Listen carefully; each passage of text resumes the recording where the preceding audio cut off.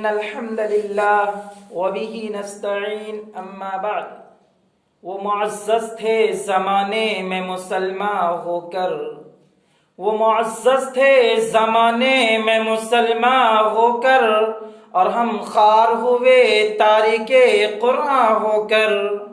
صدر دی وقار، مہمانان عظام اور چمنستان قاسمی کے نوش گفتہ پھولو، آج کی اس محفل میں، آج کی اس مجلس میں مجھے جس عنوان پر لب کشائی کی سعادت ملی ہے وہ ہے مسلمانوں کی تباہی اور اس کا علاج۔ آئیے اس موضوع کے تحت ہم اپنے شاندار ماضی پر ایک نظر ڈال کر مستقبل کی تعمیر و ترقی کے سامان تلاش کریں۔ قرآن کریم میں اللہ رب ذوالجلال کا ارشاد ہے وَأَنْتُمُ الْأَعْلَوْنَ إِن كُنتُم مُؤْمِنِينَ کہ تم ہی سر بلند رہو گے اگر تم مومن ہو۔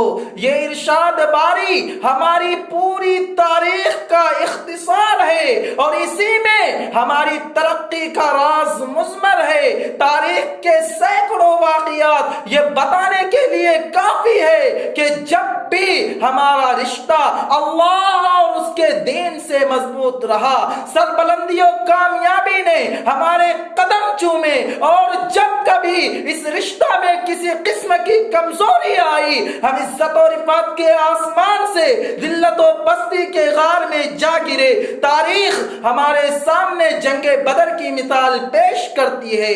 جنگ بدر میں جو مسلمانوں کو کامیابی ہوئی وہ صرف ایسی رشتہ کی مضبوطی کی بنیاد پر ہوئی، ورنہ اگر کامیابی ہوتی تو کفار مکہ کو ہوتی، کیونکہ کفار مکہ تقریباً 1000 تھے، بڑے جوش و خروش کے ساتھ تھے، ان کے پاس 700 اونٹ، 200 گھوڑے، نہیں سب کے پاس تلواریں اور دیگر جنگی ہتھیار موجود تھے۔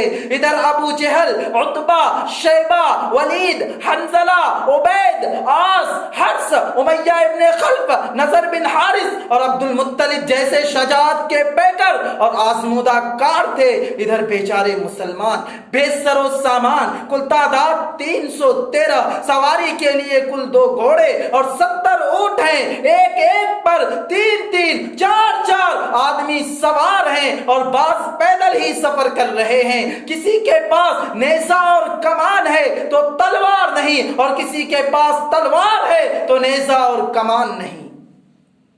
نوجوانان ملت جب مقام بدر پر پہنچتے ہیں تو دیکھتے ہیں کہ کفار مکہ بلند مقام پر خیمہ زن ہو چکے ہیں، جہاں پانی کی بھی فراوانی ہے۔ بیچارے مسلمانوں کو پست اور ریتیلی زمین پر خیمہ زن ہونا پڑا، ایسی جگہ پر کہ اگر کسی کو پیاس لگے تو ایک گھونٹ پانی پینے کو نہ ملے۔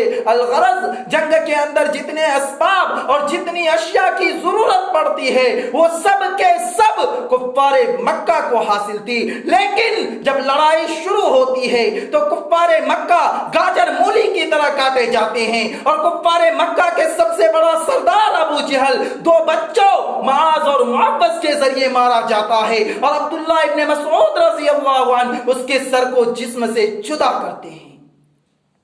مسلمانوں، آپ جانتے ہیں کہ عبداللہ ابن مسعود کون ہیں؟ یہ وہی ہیں جو اسی ابو جہل کے غلام تھے، اور یہی ابو جہل نے مکہ کے گلیوں میں انہیں مارتے مارتے بے ہوش کر دیا کرتا تھا، اور آج وہی عبداللہ ابن مسعود رضی اللہ عنہ ابو جہل کا سر قلم کرتے ہیں۔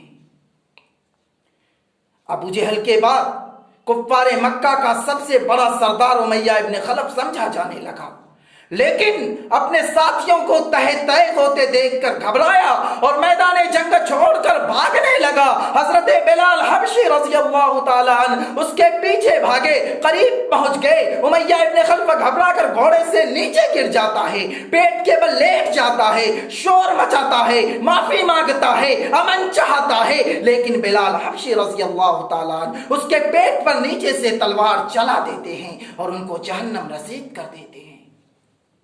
نوجوان دوستو، آپ جانتے ہیں کہ بلال حبشی کون ہے؟ اسی امیہ ابن خلف کے غلام ہے۔ جب انہوں نے ایمان قبول کیا، اسلام قبول کیا، تو امیہ ابن خلف مکہ کے تپتے ہوئے ریت پر لٹا کر پتھر کی بڑی بڑی چٹانیں رکھ دیتا تھا، رات کو زنجیروں میں باندھ کر کوڑے لگاتا، اگلے دن زمین پر گھسیٹا جاتا اور طرح طرح کی اذیتیں اور تکالیف پہنچائی جاتی، یہاں تک کہ تکالیف دینے والے تھک جاتے ہیں، اکتا جاتے ہیں۔ کبھی امیہ ابن خلف کا نمبر آتا ہے، کبھی ابو جہل کا نمبر آتا ہے، تو کبھی اوروں کا نمبر آتا ہے۔ آج میدان جنگ کے اندر وہی غلام یعنی حضرت بلال حبشی رضی اللہ تعالی عنہ اپنے آقا و مالک یعنی امیہ ابن خلف کو دوڑا رہے ہیں، اور امیہ ابن خلف میدان جنگ چھوڑ کر بھاگ رہا ہے۔ نوجوان دوستو، وہ کون سی طاقت تھی، وہ کون سی قوت تھی جس نے غلام کو غالب اور آقا کو مغلوب کر دیا؟ سچ فرمایا ہے اللہ تبارک و تعالی نے، وَأَنْتُمُ الْأَعْلَوْنَ إِن كُنتُم مُؤْمِنِينَ، کہ تم ہی سر بلند رہو گے بشرطے کہ تم سچے پکے مسلمان رہے۔ نوجوان دوستو، 70 مقتول ہوئے، 70 گرفتار ہوئے، اور مسلمانوں کو ایسی فتح حاصل ہوئی جس کو تاریخ کبھی فراموش نہیں کر سکتی۔ لیکن افسوس صد افسوس کہ آج جہاں دیکھیے، جس طرف دیکھیے، جس سمت دیکھیے، جس جانب دیکھیے، وہی مسلمان خوفناک طوفان میں گھرے ہوئے نظر آتے ہیں۔ کہیں مسلمانوں کی عزت و آبرو کو لوٹا جاتا ہے، تو کہیں مسلمانوں کی زندگی کو مسمار کرنے کی سازشیں رچی جاتی ہے، کہیں ہمارے قتل کی تدبیریں سوچی جاتی ہے، کہیں ہمیں غیر ملکی کہہ کر بدنام کیا جاتا ہے، کہیں یہ کہا جاتا ہے کہ یہ دہشت گرد ہے۔ مسلمانوں، آخر ہماری حالت ایسی کیوں ہو گئی ہے؟ سوئی ہوئی قومیں جاگ اٹھیں، بیدار مسلمان سوتا ہے۔ سوئی ہوئی قومیں جاگ اٹھیں، بیدار مسلمان سوتا ہے۔ گہوارے قلب مومن میں اب جذب ایمان سوتا ہے۔ نوجوانان ملت، حالانکہ ایک وقت تھا کہ ہمیں دنیا کی ہر چیز سونپی گئی تھی، ہم جس طرف قدم بڑھاتے تھے، بڑھتے اور پھیلتے چلے جاتے تھے، دنیا کی کوئی بھی قوت و طاقت ہماری راہ میں حائل نہیں ہو سکتی تھی، دنیا کی کوئی